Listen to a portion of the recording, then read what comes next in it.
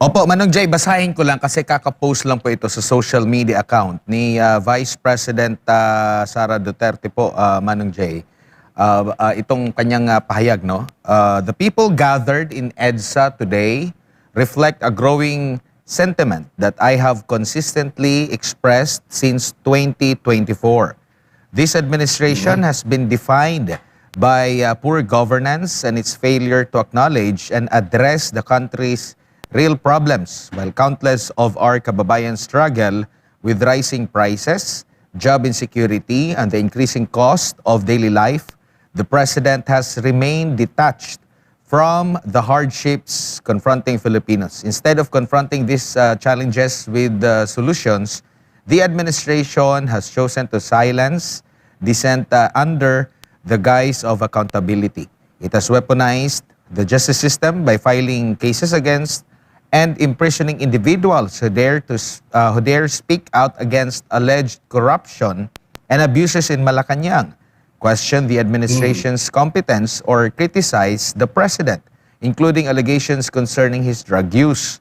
Such actions raise serious concerns about the state of free expression, democratic accountability, and the shrinking space for legitimate political dissent. The President's failures of character and leadership have fostered an increasingly oppressive political environment, a government that answers criticisms with intimidation, undermines the very democratic institutions it is sworn to protect. This is no longer a matter of politics. It is a matter of the honor of the state and the future of a people who continue to bear the weight of economic hardships while their voices are increasingly met with repression. Syukran, yan po yung naging pahayag ni Vice President Sara Duterte ngayon lang, Manong Jay. Malinaw yung assessment ng tanggapan ng pangalawang Pangulo, no, sa nagdudumilat na katotohanan. Sapagkat ito nga, no, hirap tayo. Ito ang dami nating inaharap na problema, and yet parang gusto nilang isang tabi lang yung nakawan, at hindi ito ordinaryong nakawan, Admar, no? Ang hinihiling na hustisya ng taong bayan is, teka muna, magtataas kayo ng may buwis, mangutang tayo ng mahigit 1 trilyon. Walang gustong pautang sa atin sa abroad, Admar, no? Naglabas ng S&P ang Fitch ratings, lahat sila sinasabing lang ang sama-sama ng kalagayang pangkabuhayan ng Pilipinas na ayaw nilang magpautang sa atin. So ang nangyayari ngayon, para lang matustusan itong inaprubahang budget ng Kongreso na sobra-sobra dahil hindi naman talaga na makukolekta yan. So ang gagawin, mangungutang sila. At mangungutang sila ng mahigit 1 trilyon, 1.2 kung hindi ako nagkakamali, trillion pesos from domestic, ang tawag na domestic borrowings at very, very high interest rates. So siyempre, ang maapekto na naman yan tayo. O apektado na nga tayo, yung, lalo na kayo dyan sa Metro Manila, no? Ang bigas, ang gulay, ang karne, ang lahat ng bilihin halos,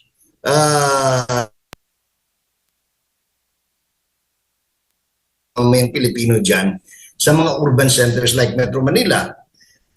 And then, ang masama, pagka sinasabi natin ito, anong tawag niyan? Tayo pang napapasama dahil sa nagsasabi ka ng totoo, nagre-report ka ng totoo, kakasuhan ka, sasabihin, nag-i-incite ka ng sedition. Wala ka namang balak na gano'n, wala ka namang intensyon na gano'n, kundi ang totoo, parang tao, anong tawag ito? Handa, no? Kapareho ngayon, ang tawag dito, at saka sila mismo sa gobyerno, parang hirap intindihin, iba yung sinasabi ng isang opisina. Like for example, let's take the case of Senator Rodante Marcoleta. Anong tawag nito? Sabi ng ombudsman, sasampahan siya ng kasong plunder. For what? for campaign contribution. Sinabi naman ng COMELEC noon pa, walang kaso si Marcoleta dahil inimbestigahan na yan eh. Nagkaroon na ng kasong ganyan, dinismiss yung kaso sapagkat wala nga kaso. No? So, tapos on the other hand, alam naman natin puro panggigipit ito dahil bakit? Sapagkat si Marcoleta ay may sa sino-sino ba ang mga sangkot dyan sa nakawan sa flood control at iba pang mga proyekto sa gobyerno? Same thing. Bakit ba ginigipit si Pastor Kibuloy? Sapagkat anong tawag nito? Nagsasabi siya ng totoo. Anong ginawa? Binuhay yung mga patay na kaso. These are the things that has no place in a democracy, in a real democracy, no? Kaya tayo ay hindi nagtataka kung bakit talagang, halimbawa, kanina lang, ang dami kong kausap, mga galing Cebu, na they are taking their, anong tawag ito, lilipad sila papunta riyan para sumali. Sapagkat nakikita na panahon na para gisingin talaga yung pamahalaan na talagang tutukan itong problema natin at hindi yung dadaanan sa kaso-kaso o iwawalisin lang under the rug sapagkat hindi na po biro ang kalagayan natin ngayon sa bansa. Opo, bilang matagal na rin sa mundo ng broadcast, no, as media practitioner, Manong J, anong napansin niyo po ngayon sa pag-aanggulo ng ibang media ngayon na tila dina-downplay nila itong rally na kagaya po nito na ang hugot ay may dapat managot kung sino yung dapat managot sa korupsyon.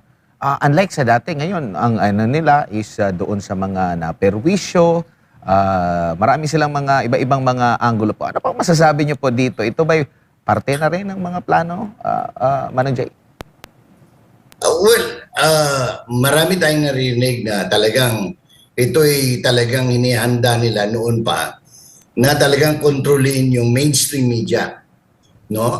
Unfortunately for them, kahit anong gawin nilang panunuhol, panggigipit, pananakal sa traditional media, meaning radyo at telebisyon, ay nagkaroon ng bagong sistema sa pamamahayag at paghahayag. At ito yung new media kung tawagin sa pamamagitan ng mga social media platform at internet. So, saksi ka at ang taong bayan na dito sa lumalabas ng mga balita na nagpapatotoo na talagang bukod sa binibili nila, ang dami nila kinokontrol lang. Inquirer, Philippine Star, Daily Tribune, Manila Times, pinagbibili na ang majority shares ng mga politikong kakampi ng administrasyon.